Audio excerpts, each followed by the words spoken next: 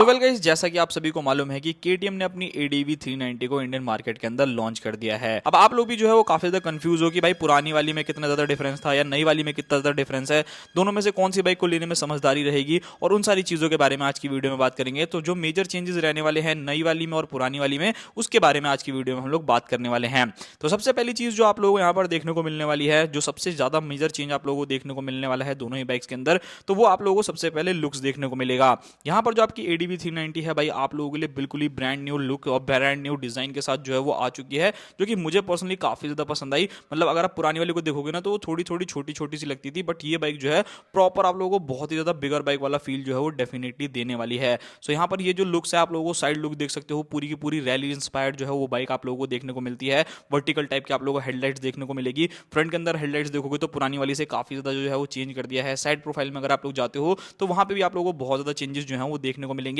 Like जैसे अगर आप लोग पुरानी वाली को देखते हो तो उसके अंदर आप लोगों को एग्जॉस्ट जो है वो एक अलग से देखने को मिला करता था, बट इस बाइक के अंदर अब आप लोगों को अंडर बैली एग्जॉस्ट जो है वो दे दिया गया है, बैलेंसिंग के लिए आप लोग एक तरीके से कह सकते हो। तो ये सारी की सारी चीजें हैं जो कि आपको काफी ज्यादा बेहतरीन जो है इस बाइक के अंदर देखने को मिल रही हैं, जो कि मुझे पर्सनली काफी ज्यादा पसंद आई। बाकी ओवरऑल पीछे से लुक देखोगे तो पीछे वाला जो लुक्स है ना भाई, देखो पर्सनली मुझे उतना अच्छा नहीं लगा। जो पुरानी वाली आती है ना वो मेरे को थोड़ी सी ज्यादा अट्रैक्टिव लगी अगर आप लोग लुक्स के मामले में पीछे से बात करोगे। बाकी ओवरऑल 360 पूरा का पूरा आप लोग चेकआउट कर सकते हो, बहुत ही ज्यादा शानदार जो है वो दोनों ही बाइक्स के लुक्स हैं। अब आप लोगों को हो सकता है कि पुरानी वाली भी पसंद हो, नई वाली भी पसंद हो, बट अगर मैं बात करूं तो भाई मुझे तो पर्सनली नई वाली जो है वो काफी ज्यादा अट्रैक्टिव, काफी ज्यादा बेहतरीन लगी। बात करते हैं अपने नेक्स्ट चेंज के बारे में, जो कि इन दोनों बाइक्स के अंदर आप लोगों को देखने को मिलेगा।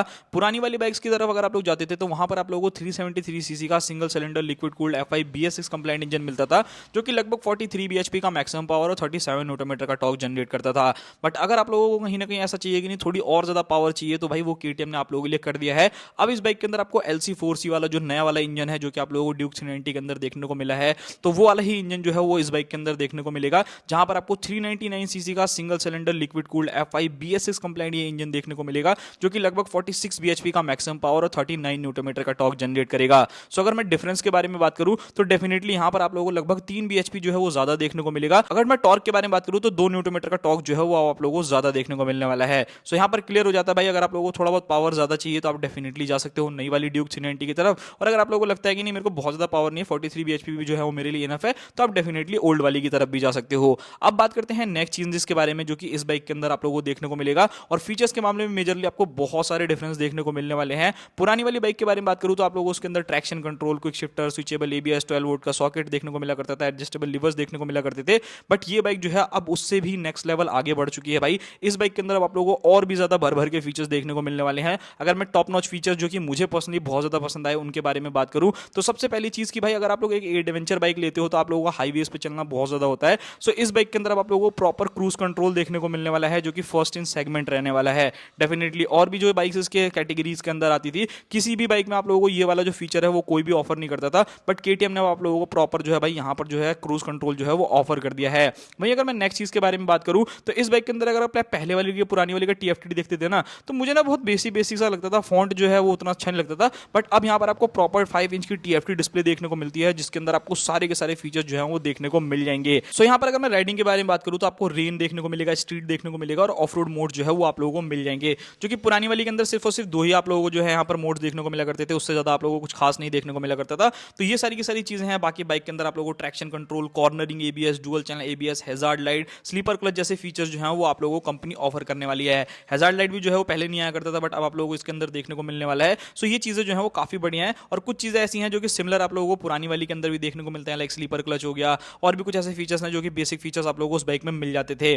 बात करते हैं हम नेक्स्ट चेंज के बारे में, जहां पर आपको चेंजेस देखने को मिलने वाला है वो आप लोगों को मिलने वाला है ब्रेकिंग में। अभी तक इस बाइक के अंदर जो आप लोगों की ओल्ड जनरेशन आती थी उसके अंदर आपको 320 mm की फ्रंट डिस्क और 230 mm की रियर डिस्क देखने को मिला करती थी, 4 पिस्टन कैलिपर्स के साथ आती थी, ब्रेकिंग काफी ज्यादा सॉलिड थी। बट अभी अगर आप लोग नई वाली को देखते हो जो एडीवी 390 है, उसके अंदर आप लोगों को भाई 320 mm की फ्रंट डिस्क और 240 mm की रियर डिस्क देखने को मिलती है, 4 पिस्टन कैलिपर्स के साथ भाई जो है ब्रेकिंग आप लोगों को मिलती है। सो भाई केटीएम की अगर मैं ब्रेकिंग के बारे में बात करूं ना तो कोई तोड़ नहीं है, बहुत ही ज्यादा जबरदस्त जो है ब्रेकिंग आप लोगों को ऑफर करती है। बट हाँ, यहाँ पर आप लोगों को 10 mm जो है वो ज्यादा बिगर डिस्क साइज देखने को मिलेगा, जिससे थोड़ी बहुत ब्रेकिंग जो है वो और ज्यादा अच्छी हो जाएगी। बहुत ज्यादा डिफरेंस नहीं आएगा, बट हाँ 19-20 का आपको फर्क लग सकता है कि थोड़ा बहुत जो है ब्रेकिंग इसकी और ज्यादा अच्छी हो जाएगी। अब नेक्स्ट चीज के बारे में बढ़ते हैं, जो कि यहाँ पर आपको मेजर चेंजेस देखने को मिलने वाले हैं। लाइक यहाँ पर अगर डायमेंशंस में आप लोग जाते हो ना तो वहां पर आपको थोड़ा बहुत चेंजेस देखने को मिलेगा। अगर मैं बात करूं यहाँ पर ओल्ड वाली का वेट के बारे में, तो वो आप लोगों को लगभग 177 kg का राउंड वेट जो है क्या करती थी। और अब आप लोगों को जो नई वाली बाइक देखने को मिलती है यानी आप लोगों की मतलब KTM 390 एडवेंचर, तो वो आप लोगों को वेट करेगी लगभग 183 kg के अराउंड। तो अगर आप लोग मेजर डिफरेंस निकाल करके देखोगे तो 6 किलो का डिफरेंस है। ऐसा मुझे लगता नहीं कि बहुत ज्यादा फर्क डालेगा, बट हाँ अगर आप लोगों को थोड़ा बहुत सिटी में चलाना होगा ना तो मे भी शायद ऐसा हो सकता है कि जो नई वाली एडवेंचर है ना वो आप लोगों को हल्की फुल्की भारी लग सकती है देन ओल्ड वर्जन। बात करते हैं नेक्स्ट चीज के बारे में जो कि सबसे ज्यादा इंपॉर्टेंट है और बहुत ही ज्यादा अच्छा किया है यहाँ पर मैं बात करना चाहता हूँ सीट हाइट के बारे में। अब एज यू नो कि भाई इंडिया मार्केट के अंदर आप लोगों को जितने भी लोग देखोगे मोस्टली ऑफ द टाइम काफी लोग ऐसे हैं जो कि शॉर्ट राइडर है बट उनको एडीवी बाइक चाहिए, जो कि कहीं ना कहीं पॉसिबिलिटीज नहीं हो पाती। पुरानी वाली अगर मैं एडीवी 390 के बारे में बात करूं तो ये बाइक जो है वो आप लोगों को 855 mm के सीट हाइट के साथ जो है वो ऑफर करी जाती थी और इसका एक लोअर वेरिएंट भी जो है वो अलग से आया करता था। बट अब आप लोगों को जो वेरिएंट देखने को मिलेगा वो उसकी जो सीट हाइट है वो काफी ज्यादा कम कर दी गई है। लगभग 855 mm के आसपास में जो है वो सीट हाइट मिलती है, तो 30 mm जो है वो कम कर दी गई है, जिसकी वजह से शॉर्ट राइडर्स के लिए बाइक जो कहीं ना कहीं वरदान हो सकती है। भाई अगर आप लोग भी एक ऑफ रोड मशीन के बहुत ज्यादा शौकीन हो ना तो आप डेफिनेटली इस बाइक की तरफ जो है वो जा सकते हो आंख बंद करके, कोई दिक्कत वाली बात नहीं है।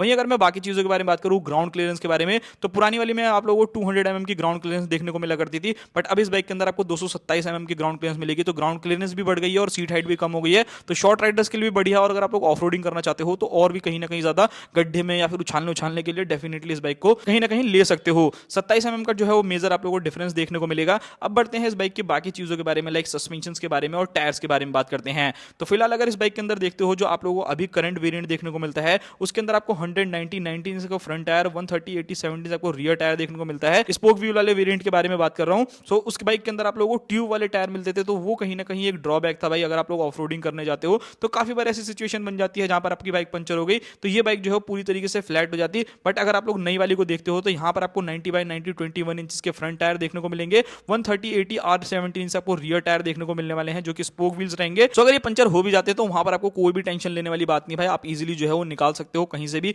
थोड़ा बहुत आप लोग आगे जाकर के पंचर को भी जो है वो सेट करवा सकते हो। सो भाई अब मेन क्वेश्चन निकल करके आता है प्राइसिंग। अब अगर आप लोग एडीवी 390 जो नई वाली आई है उसकी प्राइस देखोगे तो लगभग ये बाइक आप लोगों को 3,67,000 रुपीज के आसपास में एक्स शोरूम कॉस्ट करने वाली है। वहीं अगर मैं ओल्ड के बारे में बात करूं तो ये आप लोगों को 3.64 लाख रुपीज के आसपास में देखने को मिला करती है। तो भाई यहाँ पर अगर आप डिफरेंस देखोगे ना तो 3 से 4 हजार रुपए का डिफरेंस है। तो भाई मेरा तो यही मानना है कि अगर भाई आप लोगों को 3 से 4 हजार रुपए ज्यादा लग रहे हैं तो भाई मेरे हिसाब से तो ज्यादा नहीं है। आप 3 से 4 हजार रुपए दे करके भाई आप अपनी न्यूली एडीवी 390 ले सकते हो। हाँ अगर आप लोगों को पुरानी वाली का लुक ज्यादा पसंद है, पुरानी वाली ज्यादा अच्छी लगती है, सो उस कंडीशन में जो है आप अपनी इस बाइक की तरफ भी जा सकते हो। बढ़ते अपनी नेक्स्ट पॉइंट की तरफ जो कि है सस्पेंशन।